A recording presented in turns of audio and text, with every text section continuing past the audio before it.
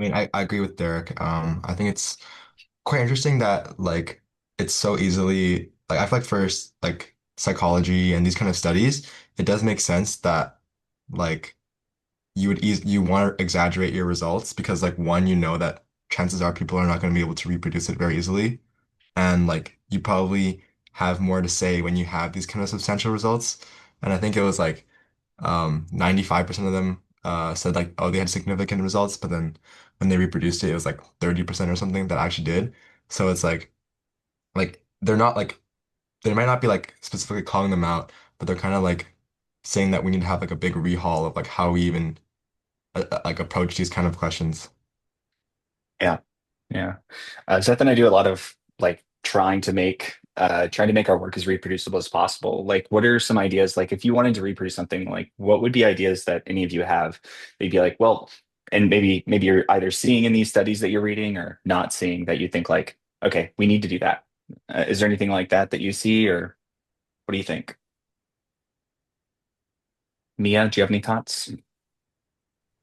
Yeah, I know that at least in like the open science paper they talked about like they kind of like gave like at the end like some like warnings about like how to handle like the replication crisis. Um and I think it dealt like a lot with like like registering and like managing like a study. So like having like not such a small sample size, something like that. Or like maybe just like an overall pressure to publish something like super significant. And like I think staying away from anything with like data manipulation or anything like that could definitely help. But yeah, I remember just a few of those from like they like kind of give like a fair warning or something. Yeah, for sure. No, and there's a ton of pressure to do it because I mean, just from like I don't know if any of you are planning on grad school, but like just from a PhD student perspective, like I try to always be as honest as I possibly can in all of the research. That's one of the reasons why I love working with Seth is because he wants to push honest science too, and um, but you'd be surprised at how often people are like, ah, just do it till you find a result. It'd be, it's shocking to find out how many people do that. Um, but yeah, it's hard because you're trying to publish as much as possible so you can get a job, and sometimes the results don't come out. So you have to either be a really good storyteller and figure out a way to make those no results interesting, or have a backup plan and or be have enough projects going that a no result doesn't matter. And that's kind of the way that I've seen that we go about it in lab is having enough that a single no result doesn't really do anything. We move on to the next project if we can't publish something. So yeah, thank you for all of that. So I want to move on to the papers that you've been gathering for your group projects. If I could just get like a quick um, kind of the a paper or two that you have from each group. Um, so it can be sent by the group leader or somebody else. Um, and then I also didn't write down the group name. So if you could write down in the chat like your group name and then the a paper that you have that you're trying to do with the extension, and then I'll keep track of those later on. But if you can go ahead and do that, that'd be great. We can take a couple minutes and do that. Is everybody finding this okay? This is also a good opportunity to ask questions about this. Has it been easy to find papers in the relevant areas that you're looking for? I know a couple groups were thinking about gender, some people were thinking about AI and human stuff, and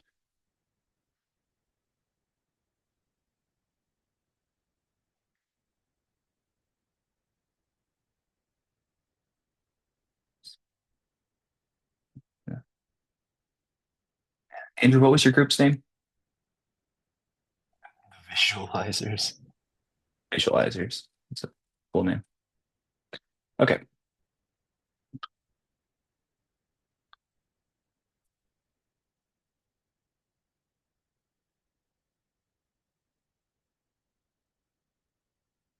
Is everybody finding this okay?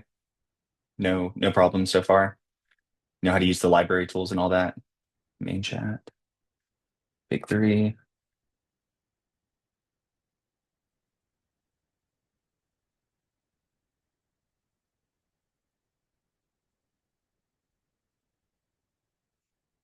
What was Ahmed's group's name?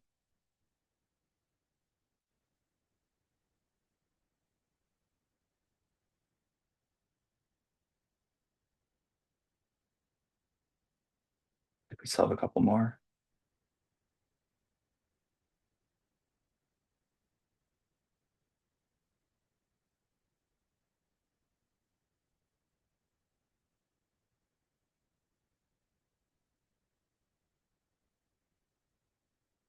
Guess we're missing the eyes emoji.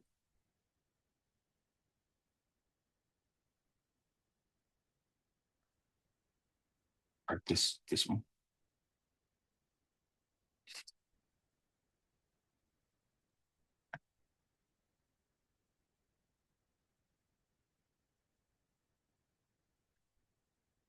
Alrighty, this is fantastic. Okay, I will take a look at these later. We just kind of want to make sure we're on the right track with these. And if you need any more help with these finding resources, what is this last one? From Maddie N. Oh, I thought I got all of them already. Oh, so now I have more than I need. I will put this in. Oh, yeah, compile this later. Okay, thank you so much. Alrighty. So what we're going to do today is I'm going to build an eye tracking task live. This is very fast. I've done this a lot of times, so it'll be something really fast, but I'm recording it. I'll upload this on Canvas, and you can always look at it later if you have questions or if you're doing it on your own and you don't know what maybe a problem is. Afterwards, you're going to build one with your group. So it shouldn't be too bad. The one I'm going to build is the basic Preda et al. Task. And then we're also going to be building this Alapina task, which I'll go over in a second. But this is a really big group, so I can't tell you everything. If you have questions or if I go over something too quickly, please interrupt, please tell me. Uh, that's important. I don't want to skip anything. Okay, so QA time for Gorilla. So there've been some really good questions. So I'm not going to name who said these questions, but I'm going to ask the group to try to answer them. So one of the questions that we've gotten so far is, what is a fixation for? Does anybody know what this is for? The fixation cross that we've been putting on everything? What's it for? Looks like Emma, you knew what it was for? I don't really have like a solid understanding of what a fixation for, but I would guess it's um to reset the eye position to a specific area so that you would have the same for each Yeah, trial. absolutely.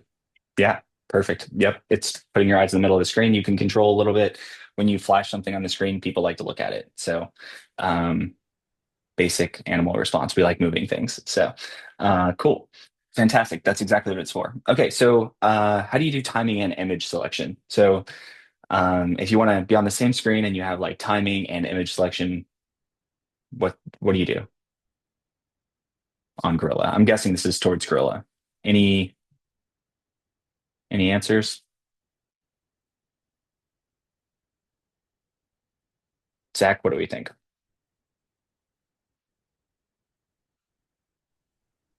Mm, I would think it would be like in the spreadsheet.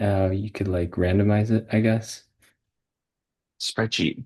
Interesting. Okay, spreadsheet. I'm not sure how to do that. Might be possible. What about Thomas? What do you think?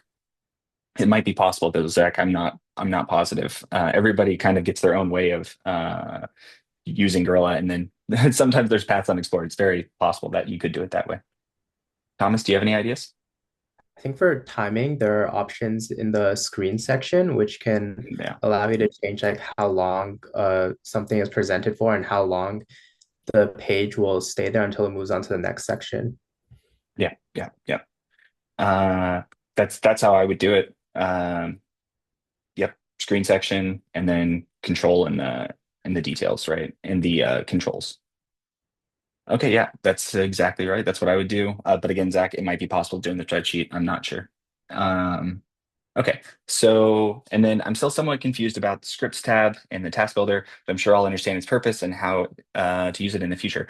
So I'm going to answer this because we haven't gone over this at all. So uh, The scripts tab is for doing specific things like there's something called staircasing, which basically you can make something harder or easier. But basically, if there's not a pre-built-in thing that you already need, which what's already built in, with creativity, you can make almost any type of experiment. But sometimes there's still a design that's hard to do. And so that's what the scripting tab is for. We probably won't use it too much in this class unless an extension requires it. If somebody's extension requires it, then we can dive into that. But that's what it's for. It's for doing things that are like not possible through. You basically just use JavaScript and then you can build the experiment from there and do certain things like something that would be difficult to do in a regular task would be to control what the next trial is based on feedback from the last trial. But with the scripting tab, that's really easy to do.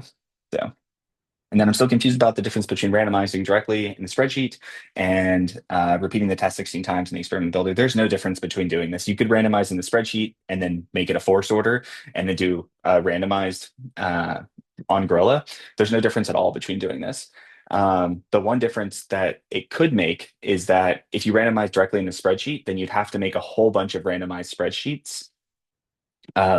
Like let's say you had 20 participants and you wanted to be random for each one, then you need 20 different spreadsheets. So it's easier just to let Gorilla do the randomization. So that way, no matter how many participants you have, it's doing it in individual random orders. So, but potentially there is no difference between doing that. It's just a lot more work.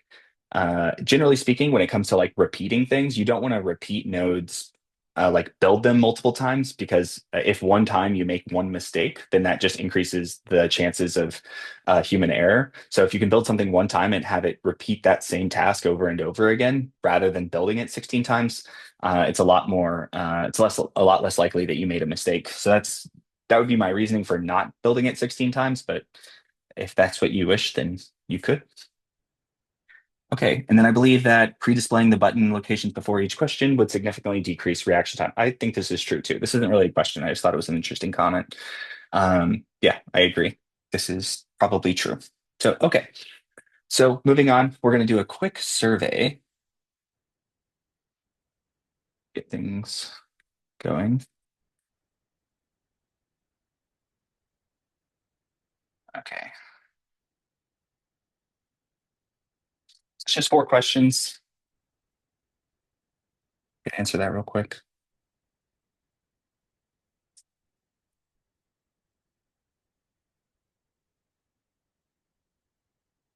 Whoever finishes first, please send a message in the chat that says finished.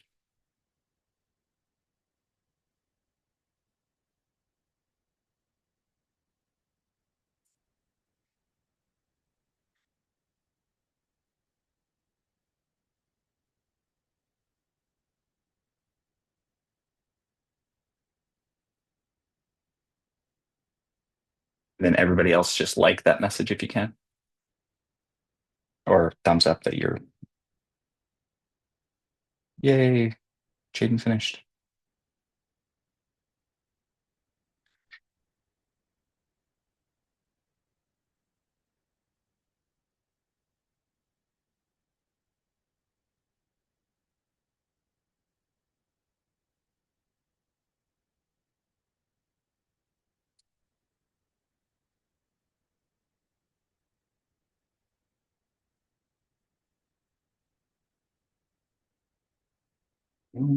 Looks like we have a couple more people. If you can go ahead and submit, that'd be great. 2 more people.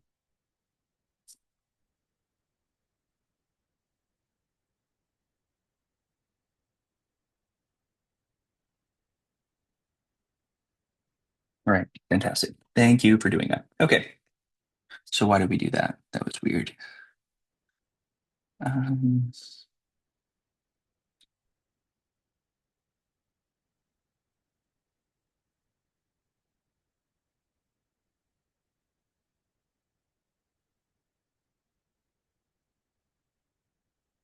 moment, I'm trying to share this with you, but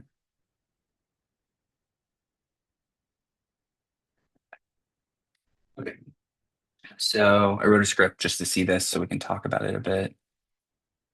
So I'm gonna do it live real quick. Okay.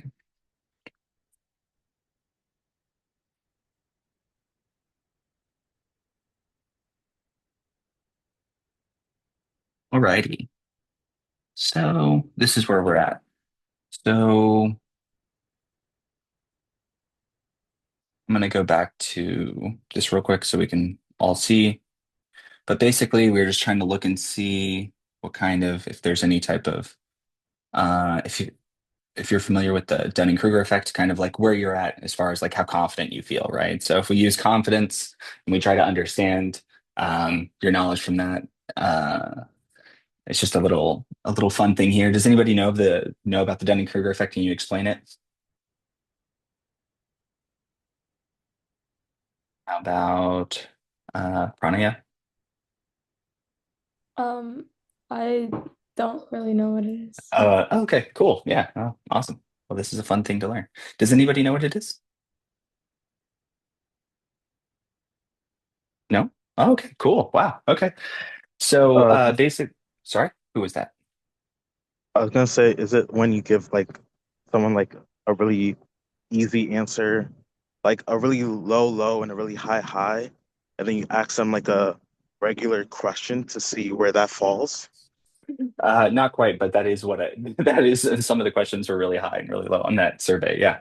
So what it is it's just that like when you first start off something, so on the Y right here, we have like confidence, and then on the X, we have knowledge. So as you go this way, you get more knowledgeable, but at the very beginning, you feel really like you're very knowledgeable, and then there's always this valley of despair that follows right afterwards, where you feel like you don't know anything because you've learned how much there is to learn, and then slowly you go up and you start to, we call this the slope of enlightenment, and you get to the plateau of sustainability of like you know quite a bit but you're also pretty confident, but right here you actually know more than you did before. It just feels like you don't. So I brought this up because sometimes when we're doing all of this eye tracking stuff, it can feel like we don't know anything at all. So for instance, we can look at this ChatGPT, explain how ChatGPT works. We have confidence all over the place, right? So maybe some people are here, they think that they know more than they actually do.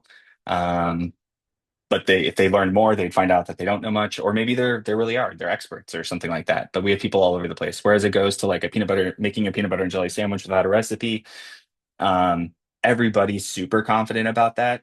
So, but then, for instance, landing a commercial plane, almost nobody's confident about that, pretty low confidence. So it looks like right now everybody's kind of climbing this, this valley of this like enlightenment chain here. So it seems like your confidence is going up. Most people are somewhere here in the middle. So this is interesting. So the red lines are just the responses that you gave. Um, and then so for Gorilla tasks, about the same. So you're all feeling pretty good about this.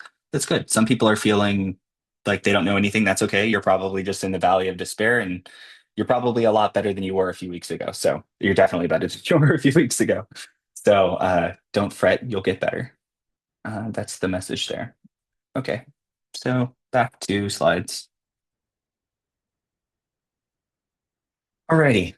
So one of the studies that we're going to be doing today is called, it's from a few authors. It's Alapine et al. It's like the original kind of OG eye tracking paper. This is what eye tracking looked like in the early days. We've shifted it a little bit where we go in the corners now, but it still looks pretty similar, which is fun. So basically, you get these images, and they're related somehow through some word. And we have beaker as the target here. So if beaker's the target, what do we think the like a competitor object would be in this? Any ideas? This is the target. Speaker. Beetle. Ooh, two different answers. At the same time, that was perfect. Speaker, yeah, and beetle. Right, exactly. So we have two different competitors. This one right here, the speaker is the rhyme competitor because speaker beaker, and this is the cohort competitor, the beetle beaker. They start with the same thing. And then stroller is just a distractor. So what I want you guys to do in groups real quick, I'm going to break you up. We're just going to spend a few minutes doing this. But I want you to, somebody from each group, you can be, it doesn't matter who, but I just want you to do a screen grab of this. And then I want you to draw out what you think the looks towards the target would be over time. So the word beaker is being said, And then how would that go? How would the lines go? So one should be white, red, blue, and black. And just do 4 lines and see how you think they should go over time. So should there be the most looks to the distractor or beetle or beaker or speaker? I'm gonna everybody get on screen grabbing this. So just use this and draw 4 lines, how you think they should be over time. So as the word beaker is playing. Okay. So breakout rooms, I'm going to do 6 and I'm going to let you choose them manually. So just if the group leaders could go into the rooms first and then everybody else follow the group leaders, that would be perfect. Okay, there you go.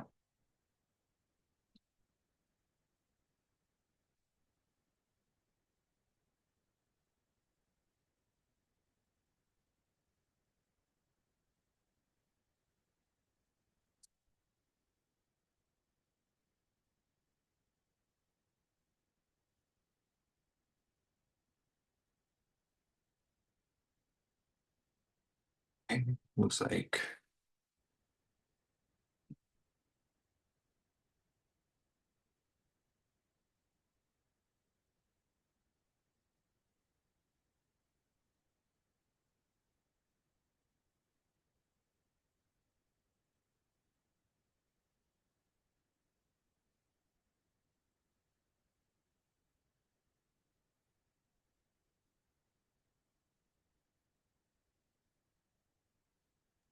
Which breakout room did Derek go into? Sorry, I can't see it on my phone. 2. Gotcha. And I'm so sorry, my train broke down, so I've been You're walking good. back. Don't worry. You're good. Don't worry about it.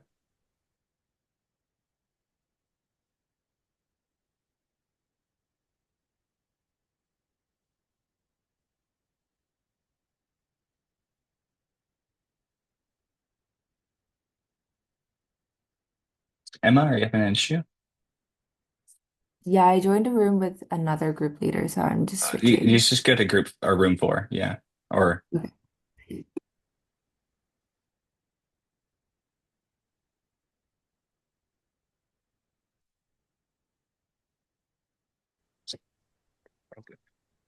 Well, good? Yeah, can we we can't share screens. share screen? Oh,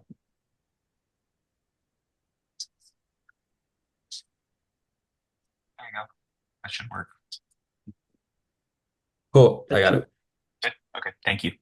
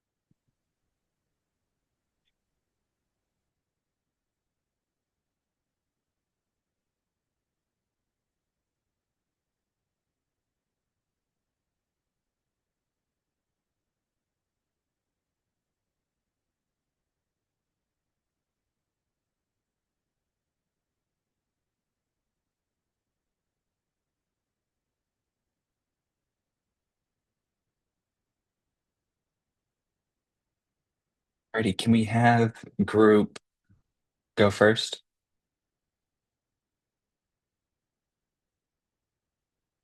Um, I can, I mean, I don't have it to screen share. Is it okay if I like show my phone? Do whatever you Okay. need to. Yeah. The struggles Um, of Zoom. this is kind of what we did. We said that initially Beaker and Beetle would compete because they're like side by side. So then Beaker and Beetle would both start high, and then Beetle will dip towards as like time progresses, but then Speaker, the increase in looking at Speaker will show come up because it's above, and then we just Carriage just ultimately stayed down the entire time. So Yeah. Cool. Okay. Anybody else? How about the big three? Can I share my screen? Is that? Go for it.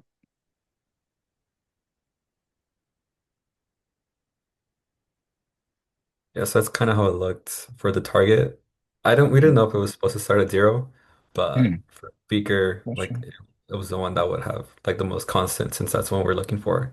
Then Beetle was the one that was second most, then Speaker, and then Carriage, just like a glance to look to see what it was. Yeah. Yeah. Very cool. Sweet. Yeah, this is great. Okay, wow. So these are both good. Um I feel like both of you touched on something that was maybe the other one didn't touch on. So I'm gonna maybe say both of those things here. So um sorry. So this actually isn't quite right. I couldn't find a visual that was good. I was gonna produce one, but then it's okay. We could talk about it this way. So you were, I forget which group said it, but should it start at zero or not start at zero? And generally speaking, this is proportion of looks. So it should start, well, this one says looks, but it should be looks, but um, it's proportion of looks. So it's going to be out of 100. So it should start at 25. This particular visualization is saying that's zero, but it's a good question. So these are always going to sum to one, and it should start at 25 because there's four. Oh, there's four items, and then basically it's what both of you said. There's kind of a mix here. So one, the target is the what's most looked at. I think both groups said that, and that it's most consistently looked at. Beetle at the beginning is completely competing because they're the same word at the beginning of the word, right? Up to be here, they're going to be the same. But then later you get this special thing that the this group was talking about, and where the speaker comes up next and it starts to get more activations or more proportion of looks towards the end while Beetle goes down. And then you might still get some towards Carriage. And this is just visual search. So it's not going to be none.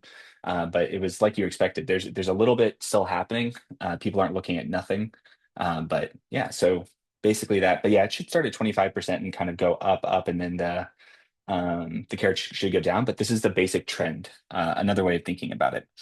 Okay, yeah, this is really great. Thank you for doing that. That was wonderful. Um, so we're going to move straight towards building now and start building. I'm going to tell you about that, and then you all have pretty decent experience with Gorilla now. You built two different things. You're on your way to building your third. Um, can I get uh, basically a list, or maybe there can be two comments like experiment builder 1 and experiment builder 2, and just kind of in the chat tell me which one you guys are using, if you're using experiment builder 1 more or experiment builder 2. You can like it however you want to do it, doesn't matter. Two, two, two, two. Okay, yeah, that's okay. Lots of twos. Okay, almost everybody two. Okay, cool.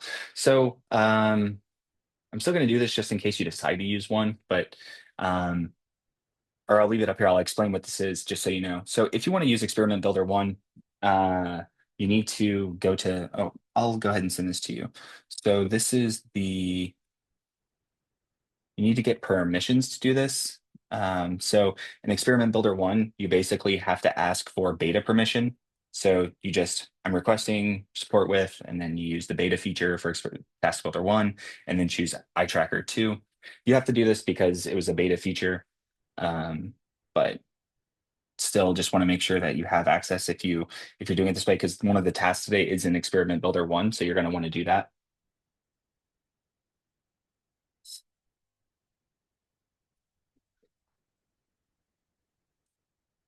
So I think, did I just send you the slides, right? You're on the slides, just make sure you go to this link.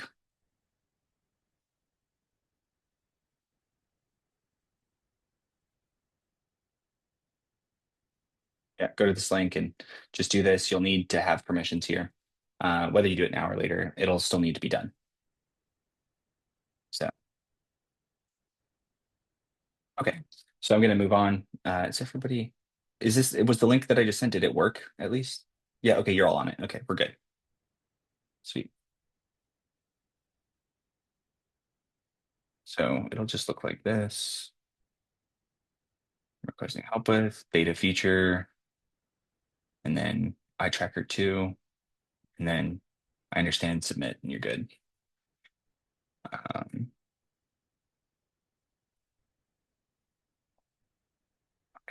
Just making sure that you know that. Otherwise, you don't have access to eye tracker 2, just eye tracker 1. That's not a huge problem, but eye tracker 2 is a lot more reliable. So you want to do that. Okay.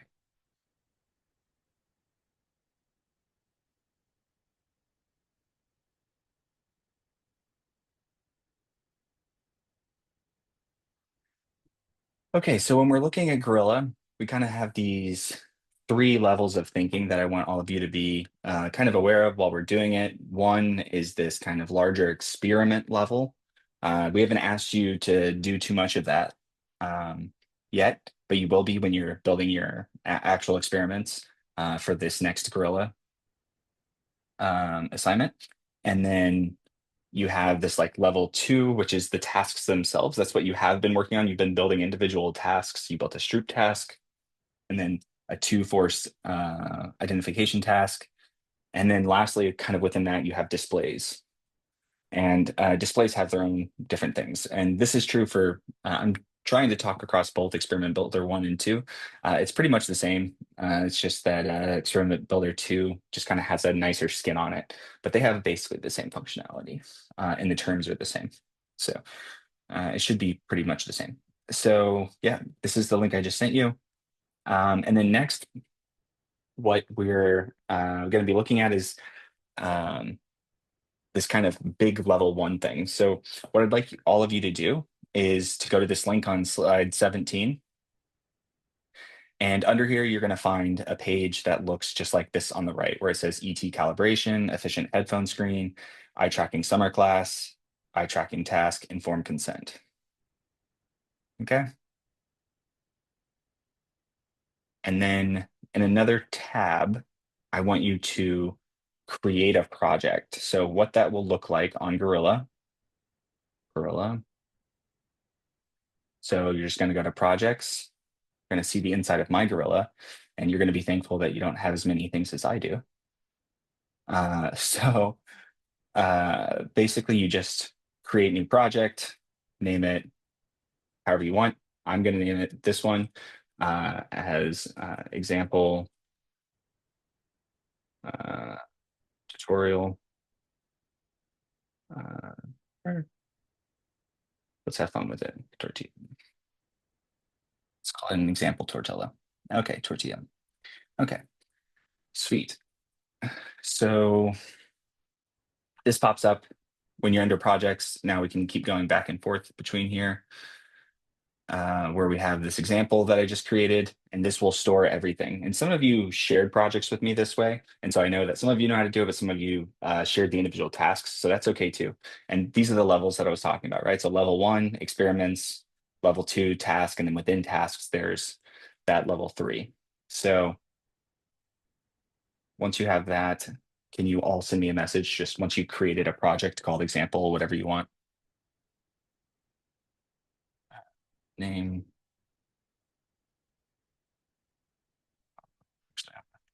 Example ET.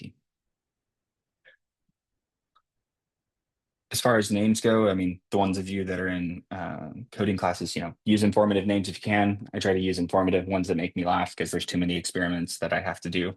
So informative and funny is always nice if you can pull it off. Message, Maddie, and done. Can you, in the main chat, just say when you're done and then just, like that when you have this project thing done? Dun, dun, dun, dun, like, okay, sweet. So what I want you to do from here, seems like most people are done, that's good, is you're going to go to this link and you're going to clone all of these. You don't need to do the new task, but everything from ET calibration to informed consent. I want you to clone those. And when it asks you where to clone it to, just put it wherever that example thing that you just built was. Or whatever that was named for you.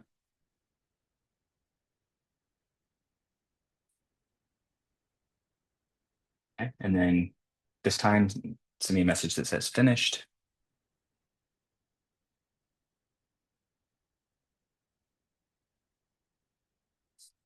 Okay.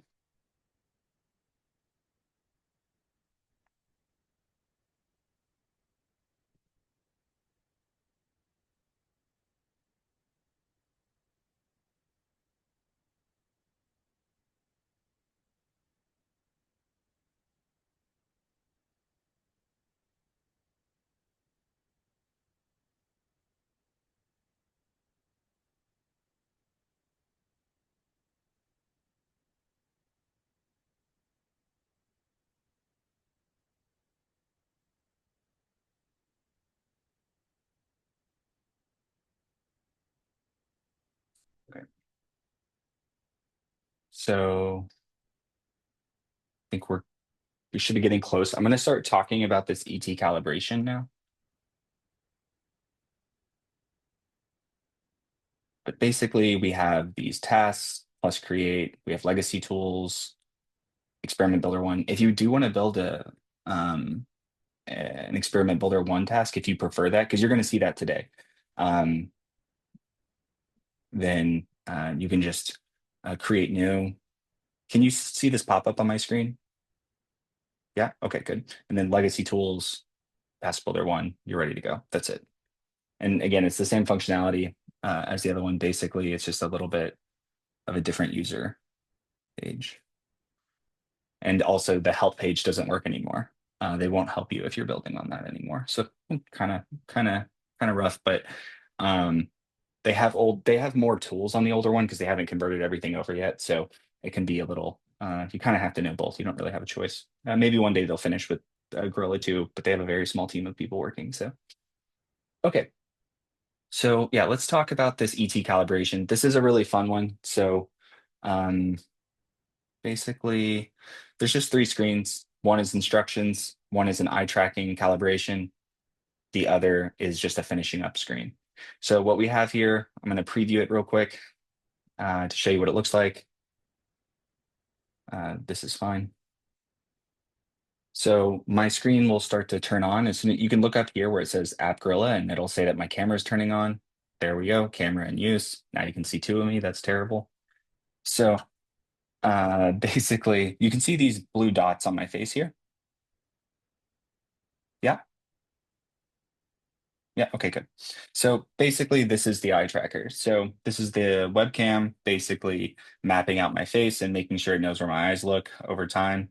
And it's using machine learning to basically figure out where you're looking on the screen. Fun fact, like the machine learning that went into this to kind of calibrate it originally was through shopping apps where people were clicking on things and shopping. So it's kind of fun to know. So people shopping helped us do research. So anyways, start calibration. I'm just going to look at every point, and then as they move, I look at them, and then this is how the calibration works. This is a 5-point calibration. There's also a 9-point calibration that is more recommended.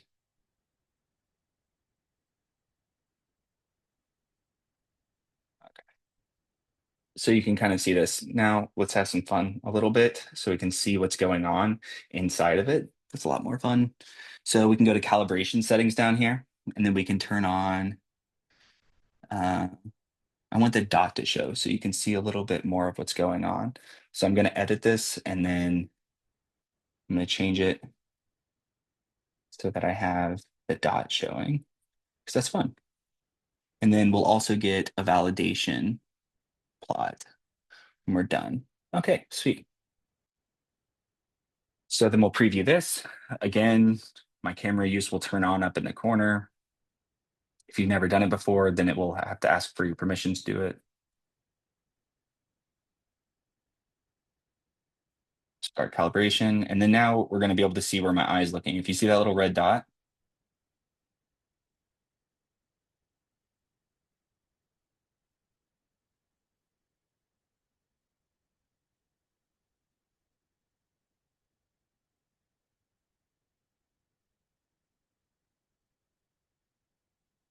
this is the machine learning trying to predict where I'm looking.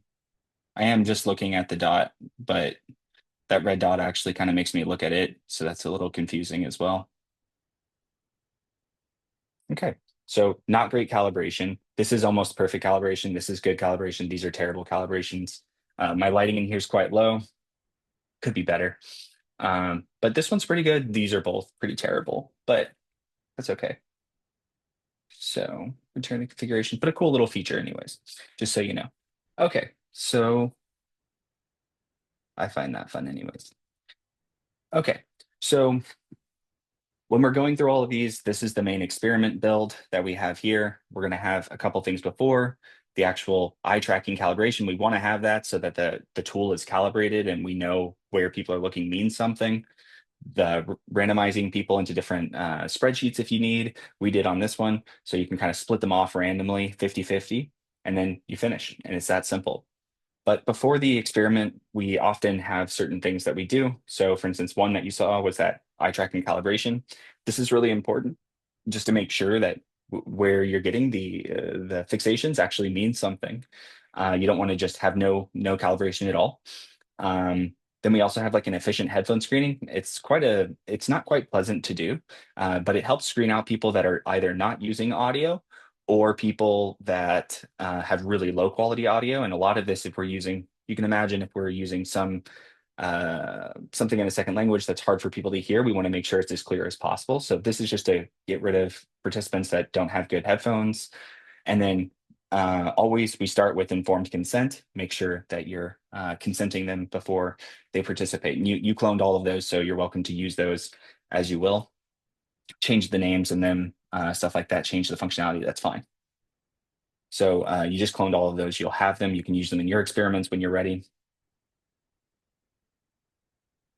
And then in terms of the eye tracking task that you just did, basically there's a few sections. So there's a beginning, or the one that you cloned. There's a beginning, there's a break after the beginning, and then there's a task. And there's just a few screens on it.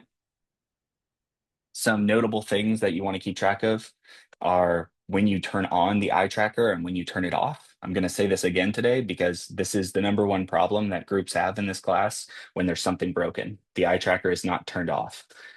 So turn it on and turn it off at the end of every trial. So you turn it on at the beginning of every trial and turn it off at the end. If not, it won't collect eye tracking data. Another thing is that you want to collect detailed eye tracking data. That's another important bit, but that's all here. So as far as the breakdown goes, everybody read AOW this last week. Basically, we call them the 4 core in the paper, but there are 4 parts that you really want to pay attention to when you're building these. One is the images that you're using, the visual stimuli. One is the audio stimuli. Position doesn't matter with these. The other one's the eye tracker. Oh, and then we can start to specifically name these over to the 4 core that we had in the paper. So the yellow is the audio stimuli. That's going to be done with web audio. The image, basically similar. It's going to be specifically done with the image. And then the eye fixations themselves done with eye tracker 2 because it's higher quality. And then time is created through basically just a series of screens over time. So you're just going to have time happening over screens, basically. So we shouldn't have any questions right now, but this is a little boring because I'm just lecturing. So, mystery game. Mystery game. Here we go. So, all of the team captains or group leaders, I shared an experiment with you earlier today, and it is called, let's see here. It is called ET Puzzle Alapina 1998. Okay. So just the group leaders. So nobody else will have this except the group leaders. If any of the group leaders don't have it, please message me. But you should all have it. I shared it with all of you. Can one of you confirm that you have it right now? It should be under, like, when you go to projects, it won't be in the main part. It'll be at the bottom where it says like collaborations. Like it should be under a part that looks like projects I'm collaborating on.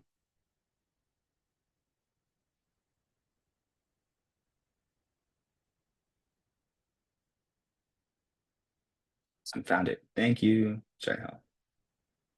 Okay, main chat. I have it. Okay, fantastic. You guys have it. This is great. Okay, so I want you to go back into your breakout rooms. I'm going to open the rooms back up. And this is what I want you to do. So I want you to go to this eye tracking task that we have here. Okay, and I want you to preview task. And there's going to be one called with build in 715. And then there's going to be build one or with build in 715. And I want you to run these two tasks, okay? And there's something wrong with one of them. And I want you to tell me what's wrong with it. So that's the goal. You have like 5 minutes or so, but figure out what's wrong with one of them. Okay, so yeah, figure out what's the differences, figure out what the problem is. And then, yeah, one of the 4 core constructs here is problematic. So just come back and tell me what that is. And then whenever you're done as a group, you can just come back, but I'll close the rooms at, I'll close the room after 5. So everybody good on instructions? Can I just get a thumbs up or so? Good, sweet, okay.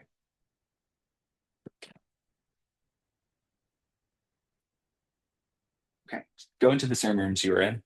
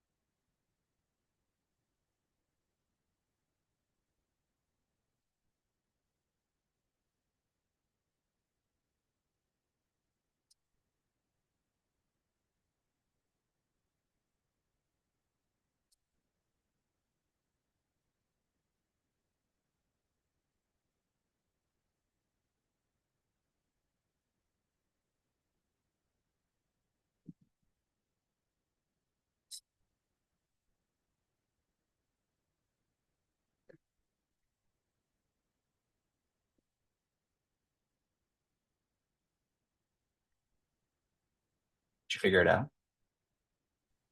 I think so. All right, what is it? With the like N one, um, we noticed that like the correct answer was always like the top left. Yeah. So how would you describe that if you had to, like in terms of the, like what's wrong? Um, Wait, sorry, I'm just pulling up the slides. Here, I can pull it up for you. I think Oh, maybe this okay. slide will help. Oh yeah, like just like the balancing, I guess. Like like there wasn't like any randomization like of like the location of like the target. Perfect. Yep. Or the competitors, yeah, they're always consistent. Yeah. I actually made a mistake once on an experiment that we built and launched. And it wasn't even that it was consistently the top left or top right. It was that the top left had like 50, or I think it was like 5% more than the other ones. But because English speakers are biased towards the top left because of where we start reading, it made it to where all of the looks were basically to the top left at the beginning of every trial. So thankfully, we still got a published paper out of the rest of that data, but it's interesting. It's an interesting mistake to make. I didn't realize 5% would matter so much. I kind of thought they were balanced enough, but it mattered. Okay. I'm gonna pull everybody back.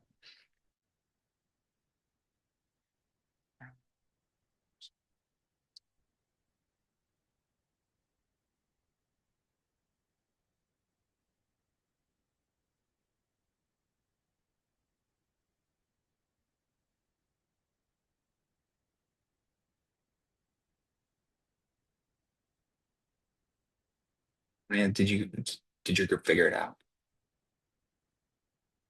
No. Okay. That's okay.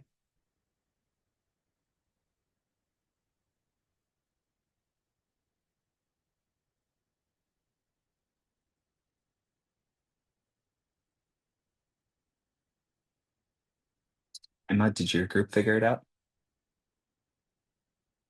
We think so. Uh-oh. Oh no. Exciting.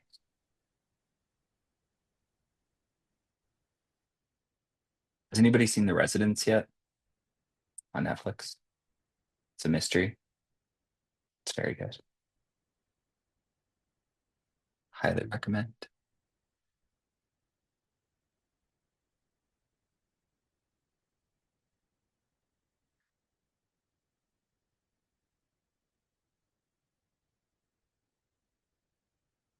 So Jaden, did Maddie, did your group figure it out, or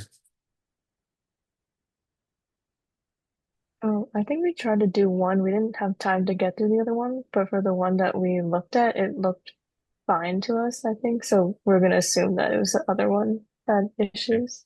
That's okay. Yeah. Okay. Looks like everybody's back. So yeah, so how about Emma's group? Why don't you tell us what the issue was?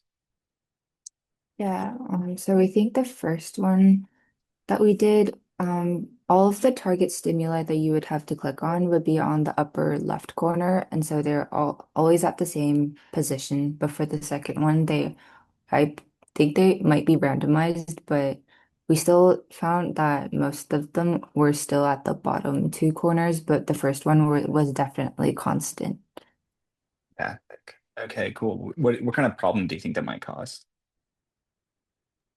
I think if the participants start to realize that it's um always at the same position, then their eye movement will directly move towards that same position rather than looking at surveying the other options as well. Great. Yeah. Yeah, it creates a bias. Yeah, I was telling Mia's group, they finished first actually, and I actually created an experiment once that only had 5% more in the top left corner. Um, and it created a huge bias towards the top left. I didn't think 5% unbalanced would matter. This one was 100% where all the targets are in the top left. But I was only 5% off, and it created a bias throughout the entire experiment. We couldn't use the data actually. So experiments or mistakes happen though, so it's okay.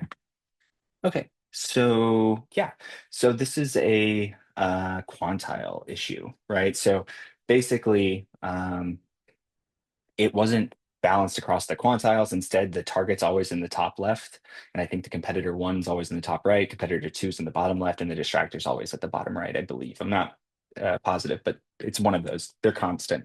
But instead, what we want is this kind of the staircase over here, where we have the target in quantile one first, and then we want it in two, and then in three, and then in four. And this balance right here allows it to not have this bias that in Mia we're talking about, right? Where there's this bias towards one position or another position. And that way on every trial, it's completely unbiased. So great job on that. Well done.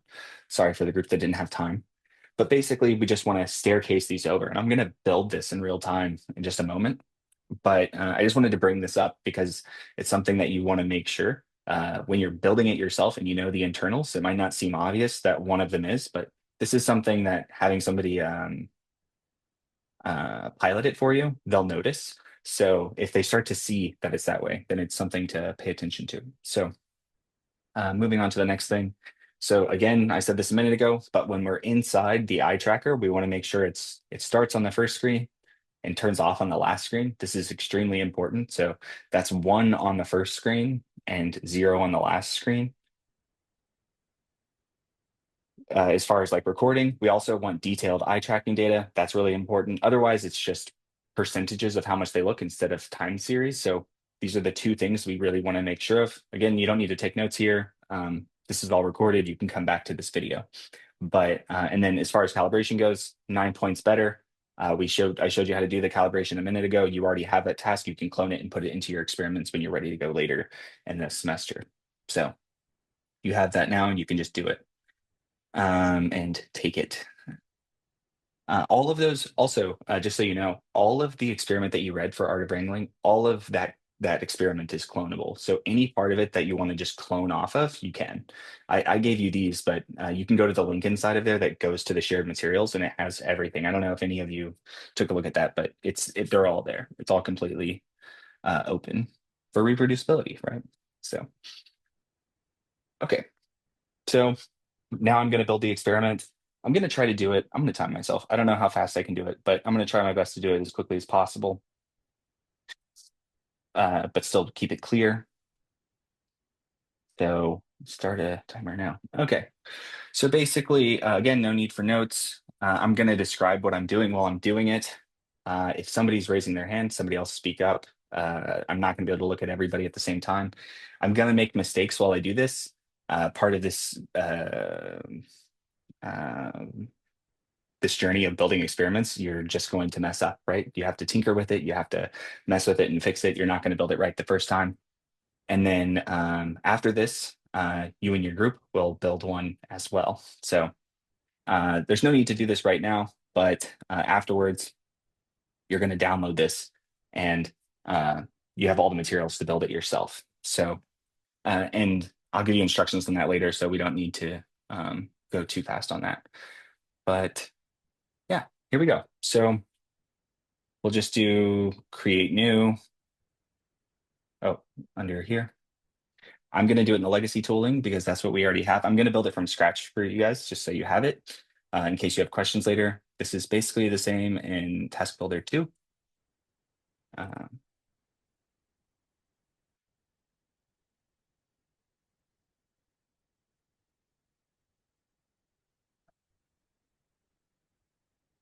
So I always start with the spreadsheet, and the reason why I do this is because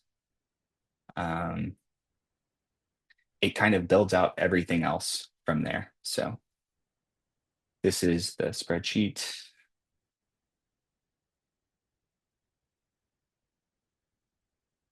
This is going to have an issue. Oh. So this one's going to be empty. We can see that there's some empty stuff here. So what we'll do is we'll go over to that file. Oh, wait, you can't see that. Sorry. Old. So basically we have that same thing that we had before, right? Oh, .jpeg, door, JPEG, steel, JPEG. Okay. So what I like to do with these is just do it this way. So I'm just going to pull them one over and then that's it. When you do it, you're going to have to do this manually. So it's something to think about, but I'm coloring them for you. So this is obvious, this staircase design here. And then I'll pull the last one to be first. And then I'll do that again.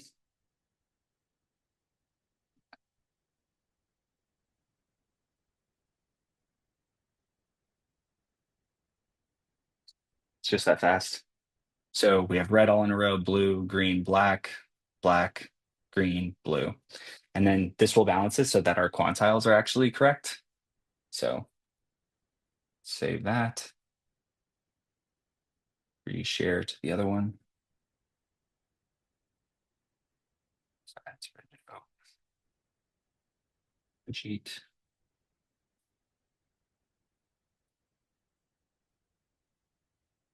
So now we have all this stuff. And notice that everything's white here. We have begin, task, break, task. Those are the displays that we're messing with. The only thing that's green right now is this because there are displays. So now we go to task structure. We're going to build 3 things. We're going to do begin, break, and then task. Go back to the spreadsheet. Now all of this is green. On begin, what we want to do is we want to start with a welcome message, and we'll say, welcome. This is my exp.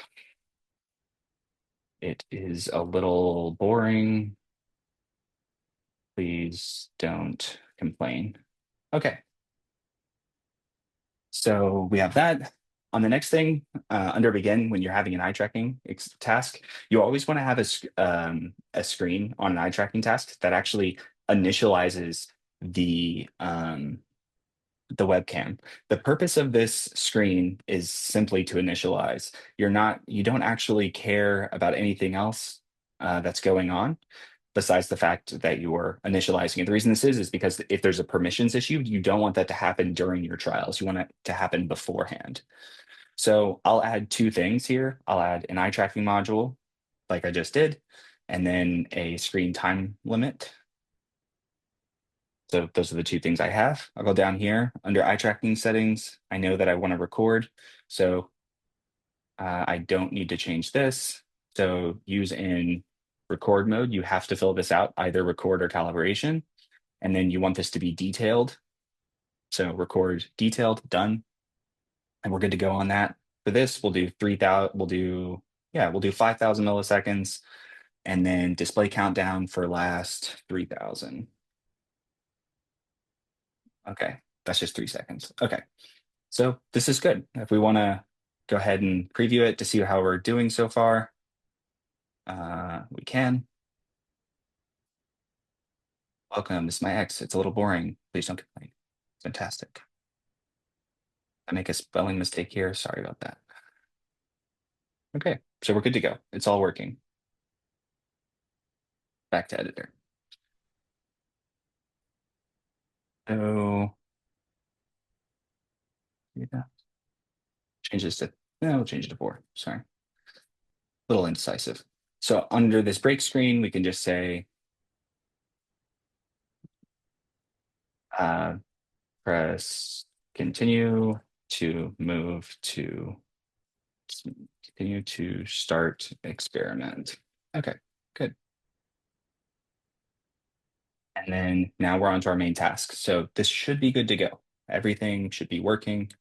And then all we have to do is build the remainder of it. Oop.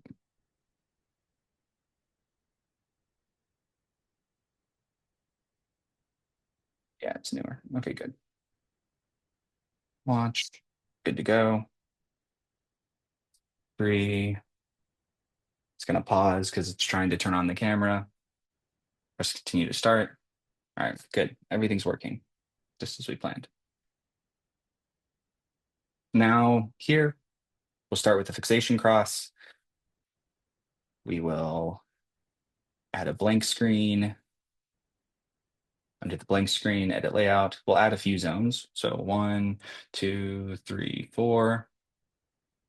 Put those in the 4 corners. You always want that maximized to the 4 corners when you're doing the visual world paradigm on a webcam, because the webcam doesn't have as high a quality as like a one that you'd use in a lab. We'll add another one for the audio. And we'll say that this is a response button image. Same here. Response button image.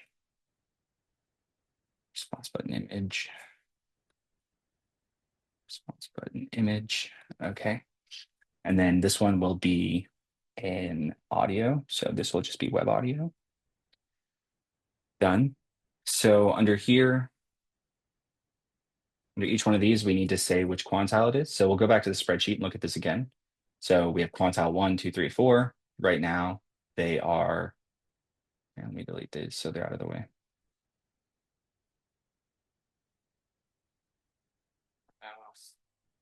Okay, so right now they're not highlighted.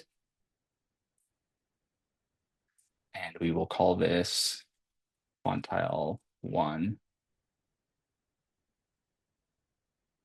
Change to a spreadsheet. Quantile 2. Quantile 3, spreadsheet. Quantile 4. Spreadsheet. One thing to notice here is that these are green because green here refers to being a part of the spreadsheet. Okay. This is not green because I didn't do that. It's under static, which means it'll show up the same every time. It'll say the word quantile, which is not what you want. And then we can go back here. You can see that quantile is now highlighted. We're good to go. And we now need to get our audio file going.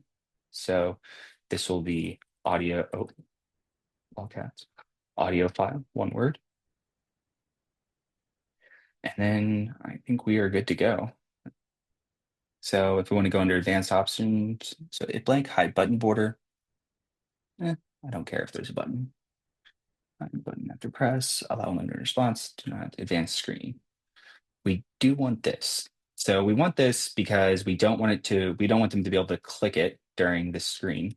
Otherwise it'll cut the audio off. This is an important feature. So if it's a button here, I could have just used an image as well.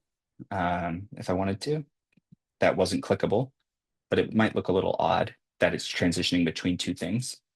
So now we have that, and then web audio. So right now it's allowing start manually. I don't want them to be able to start it manually. One time, advance when finished. So we do want it to advance when finished automatically. You can look under advanced settings here. There's a whole bunch of stuff. We don't need any of this today. We don't need audio controls. There are some experiments that you would, but this one doesn't. Okay, and then this is just controlling the active response. So we're good there. So do a blank one. This is one of my favorite parts of Gorilla right here. So we can take this, click this, copy layout, boom. Don't have to do it again. Fantastic. So we will change this audio file because we don't want it to play again. And we will change this into a time limit screen. And then time limit screen, we will do 10,000 milliseconds. And we don't want a countdown clock because that'll affect the experiment and where they're looking, right? We don't want to affect where they're looking. If we give them the countdown clock, they might start looking at the countdown clock. Okay. So now we go back over here. We have all of this green. We're good to go. We have audio file is not, so something's wrong with that. I need to go back and fix that. Quantiles are good there. So what's going on with audio file? Oh, again, I forgot to click it over. So this is a mistake. Yay, it's green. Okay, we're good to go. But none of the stimuli are green, and that is a problem. So we need to add our new stimuli. I have these conveniently done here. Upload. Now they're all there. Add new stimuli.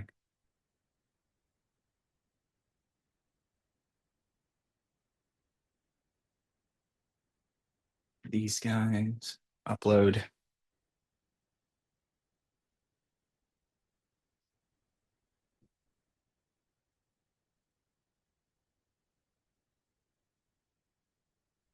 Okay, back to spreadsheets. So now all of these are green. We're good to go. Everything looks good.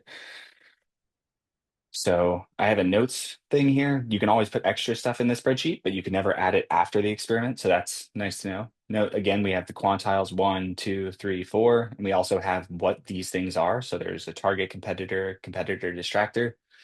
Unfortunately, I can't colorize these for you. So that should be it. I think we're good to go. So what we'll do is we'll do one more little finishing touch here. We'll do a fourth screen. And I think one of you asked me about this week. So we'll just do a response, continue button, put that in the middle of the screen. And does anybody know why we put this in the middle of the screen? Any ideas? Andrew, what do you think? Why do we put this in the middle of the screen? To reset, I don't know. Yeah. We do it to reset the mouse position, right? Because you can imagine on every single one, right?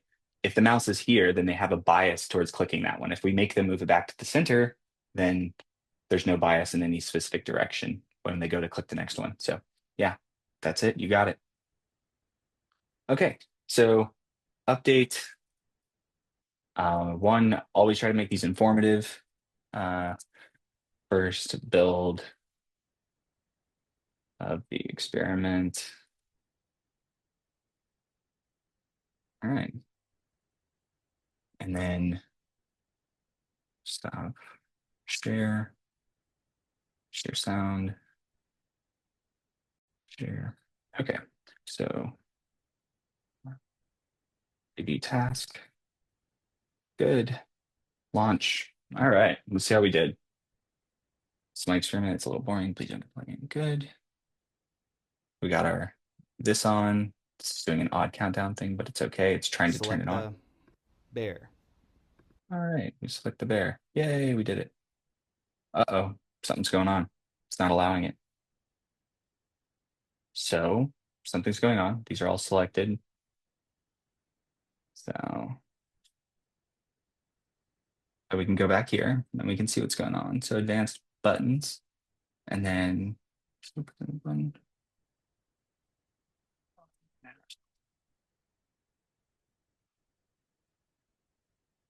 Oh, this should be 0. Oh, this was a mistake. Okay, that's fine. So edit. Oh, no, it wasn't a mistake. It's carryover because I cloned it. This happens because I did that on the previous page. So we want this to be 0 here. I'll just clear the setting. That's putting it back to 0. Choose 1, disable advance. Alt 0, yeah. Okay, so all of these need to be cleared.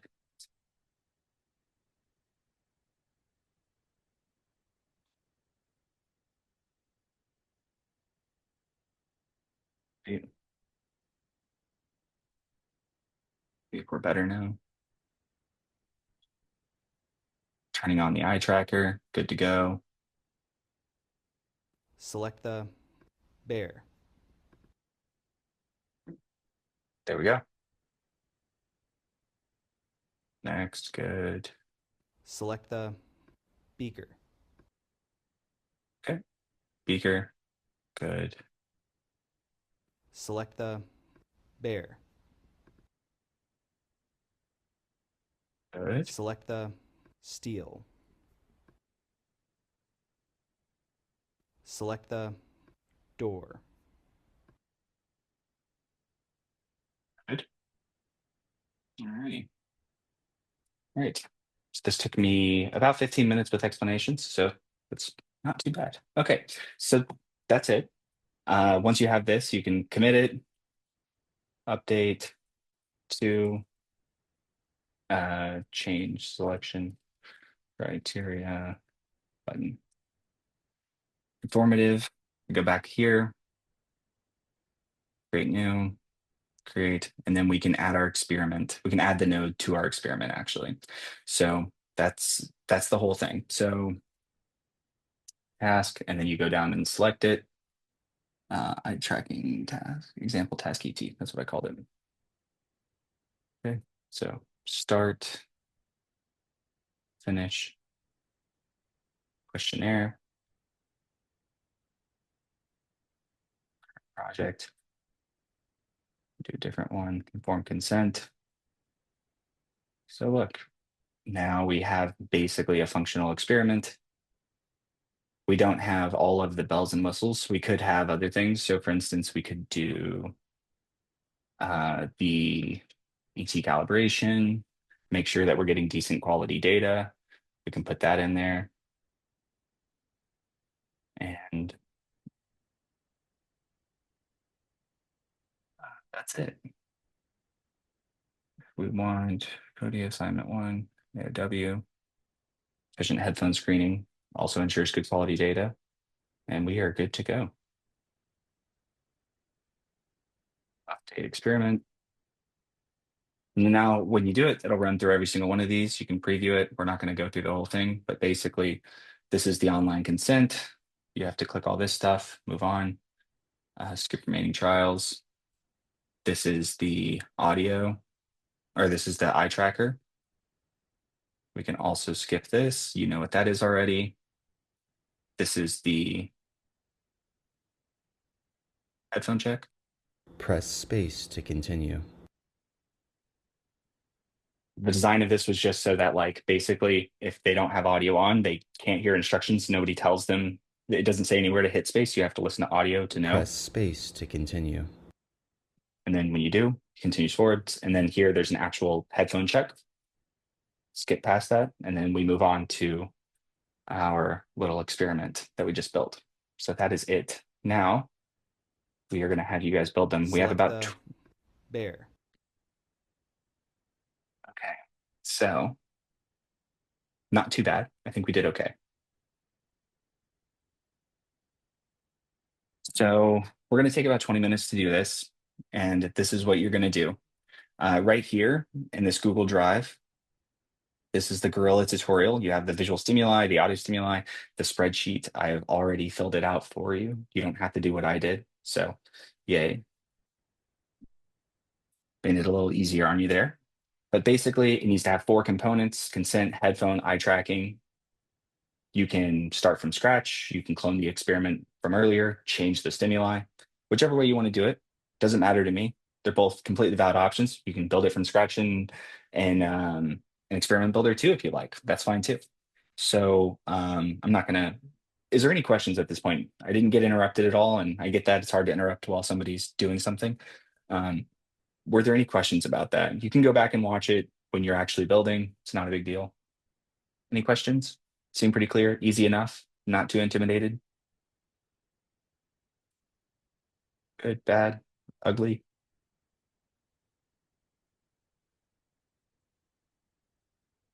So what do we think, Misha? What do we think? Doable? Okay.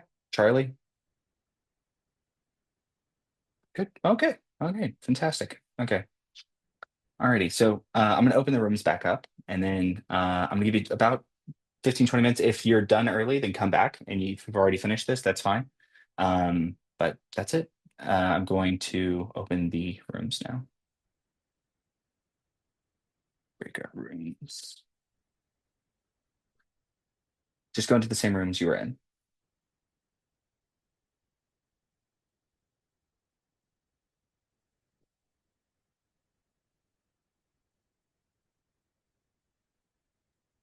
Wait, only one of us should be. Oh, Yeah. sorry. Oh, you're good. Only one person from each team should be like creating it, right? That's fine. Yeah. I mean, if multiple of you want to, that's also fine. But Okay. one's good. Yeah. Okay, thank you. I'll broadcast a message. Okay, thank you.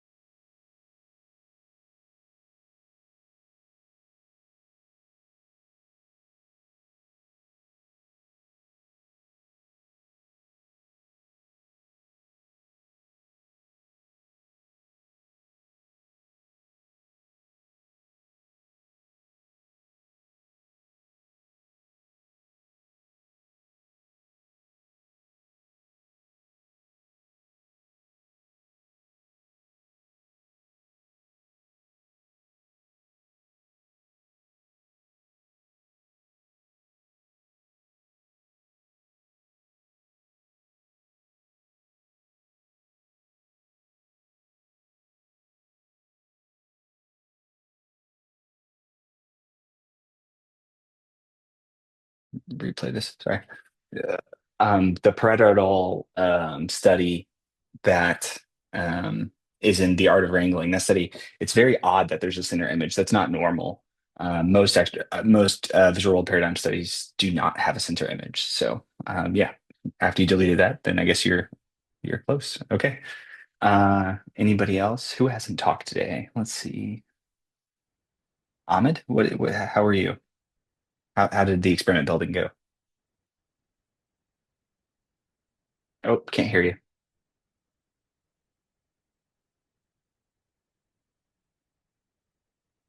I think it went pretty well. I think we were able to replicate it in Experiment Builder 2 pretty successfully. And I think having like that reference of what you did in Experiment Builder 1 and seeing where it like falls into Experiment Builder 2 really helped Mhm. in terms of like us figuring out what goes where Definitely. and especially like during like the flow chart and stuff like that. I think it really helped. And then Sweet, sweet. being able to clone like the questionnaire and the eye tracker was pretty great. Yeah, yeah. We've been for the last 4 or 5 papers that we've done. We've been making all of the materials complete, like all of the growing materials completely available. So if somebody wanted to replicate it, all they'd have to do is literally hit clone, clone, clone, clone, clone. And I love that because it makes just vibes with that open science, reproducibility stuff. So makes it easy, takes away all the difficulty. Make sure you have the same task. Um, yeah, okay, cool. Well, I'm not trying to like put your group on the spot, but since you said it was pretty successful, do you want to show us and have everybody else viciously critique it? How does that sound? Is that okay? I can't hear you. Your audio. Oh, I said, I guess so. Yeah. All right. So go ahead and share. Show us the thing. While it's going, if we see any mistakes, let's point them out. But also like applaud the courage. Yeah, I made it on my end, so I can share my screen for that. Do it, Thomas.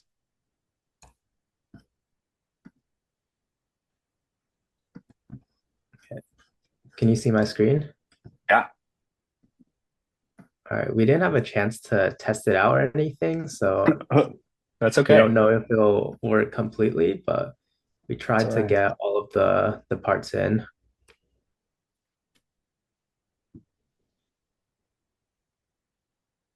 So first a test for the audio. 1, 2, 3. Can you hear the audio on your end? Good. Yeah. Perfect.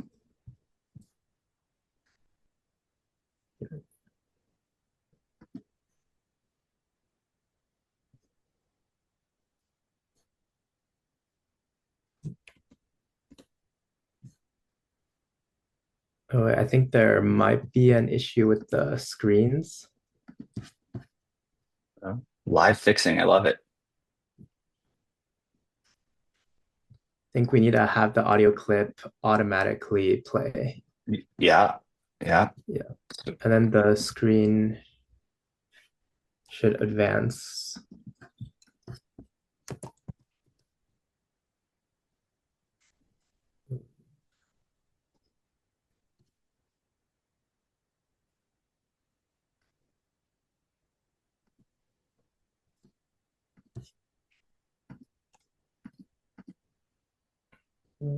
Auto advance right there. You got it.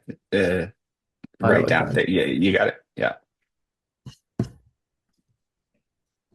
Yeah, the little zoom camera that thing was blocking that part. It's okay. 1, 2, 3.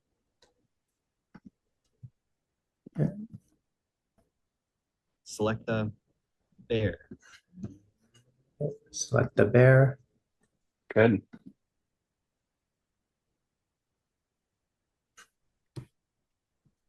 No, no timer. I think we also need the advancing screen for that. Yeah, that's okay. Yeah, no, well done. Okay, this is good. Did you happen to make the screen that like starts the eye tracker beforehand, like turns on an eye tracker? I think it should be in there. Okay.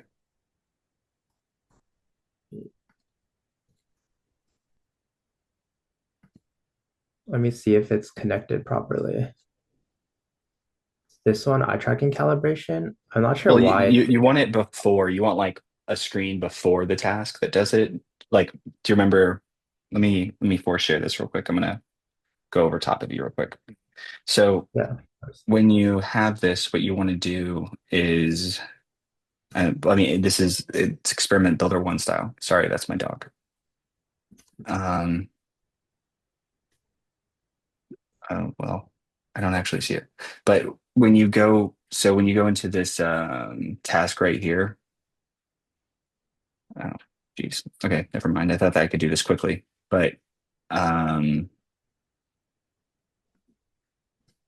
not going to be able to do this quickly. So basically, you want to have it to where there is a like this begin part that has this like turn on the eye tracker. This is important. So the reason why we do this is because so we've done this like over a lot of experiments. So when you're in the experiment itself, like here, not at the task level, sometimes you need a lot of things between the calibration and the actual task itself. And so if we just make sure it's on at the beginning, it won't crash it. So there's sometimes this crashing feature with Gorilla, whether it's an Experiment Builder 1 or 2. If you don't turn it on a screen that does nothing, it can create like this just this crashing behavior. So just make sure you add that in the future, something to note. But yeah, this is really good. Thank you for sharing. Well, applause for, yeah, that was impressive. So just make sure you add that. Okay, yeah, this was very successful. Thank you. I'm very impressed by all of how much you got done. That was fantastic. Um, One last thing, I put this on here. This is optional. You don't need to do it. But I know some people learn this way, and that's why I kept it. So on this last slide here, so definitely keep thinking about your extension, how you're going to do this thing with eye tracking and your extension. Talk about that as groups. You know, you guys should be meeting and making sure that you're thinking about the extension. What tool would you need? Have others done it? Could you clone it from them? Do you have to do all the work yourself? What are the limitations of the builder itself, so that way you can think of the ways that you can do it. You can do some really creative stuff though, so try to think of the what you want to do first, and then build it and be creative. I also kind of have this task. You don't need to do it. Completely optional, but for some people, I know extra tasks can help. So I came up with these two ideas. So building an optical illusion colorblind eye tracking task, where you have the visual world paradigm items be different colors within there. If anybody's colorblind, then this might be difficult for you if you have a certain type of colorblindness. Um, and if you can't see that there's numbers in these, then you might be colorblind. Sorry to be the one to tell you. But yeah, uh, so as far as like what you want like multiple objects. You could also do like these optical illusions. That could be really interesting. I also came up with this other one where you try to track like items that pop up. You could come up with like birds, stuff like that, and track where they are on the screen and in different locations as a task. But yeah, these are just fun. If you want to do them, do them. If not, you want to work on your gorilla, then don't worry about it. I just wanted to provide some extra if somebody wants some ideas to try to pull some stuff off. Also, building your extension would be good. But okay, well, that is the end of class. It is 10 o'clock. Thank you all for your time and attention. We'll see you next week. Make sure you look at like the previews and all of that stuff and the summaries. But thank you, and we'll see you next week. Goodbye. Thank you.